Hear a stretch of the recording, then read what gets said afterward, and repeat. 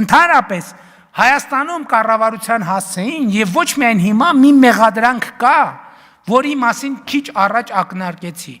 որը абսուրդ է իր էությամբ, абսուրդների абսուրդը, կառավարությանը մեղադրել պետական կամ համայնքային բյուջեները լցնելու մեջ։ Նշանակում է լավ չպատկերացնել յուրաքանչյուր քաղաքացու բարեկեցության աղբյուրը եւ բանաձևը։ Նշանակում է կառավարությանը մեղադրել բյուջեն լցնելու ուղղությամբ ջան գործադրելու մեջ, նշանակում է կառավարությանը մեղադրել քաղաքացու համար բարեկեցություն կառուցելու մեջ։ Ասել եմ եւ կրկին ասում եմ, Հայաստանի Հանրապետության ոչ մի ընտանիք, ոչ մի իր բարեկեցության համար ավելի մեծ ծախս չի անում, չի կարող անել պարզապես, քան դա անում են տեղական եւ համայնքային բյուջեները։ Եվ պետական ու համայնքային բյուջեների մեծությունն ու չափն են արտահայտում յուրաքանչյուր քաղաքացու,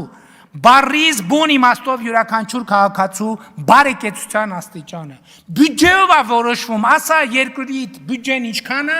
ասեմ ոնց ես ապրում դու, ասա համայնքային բյուջեն ինչքան է, ասեմ ոնց ես ապրում դու։ Քաղաքացու լավ կամ վատ ապրելու չափանիշը ոչ միայն այն է, թե որքան է ինքը անձամբ վաստակում, այլև այն, թե որքան է ինքը անձամբ հակ վճարում պետական եւ համայնքային բյուջե։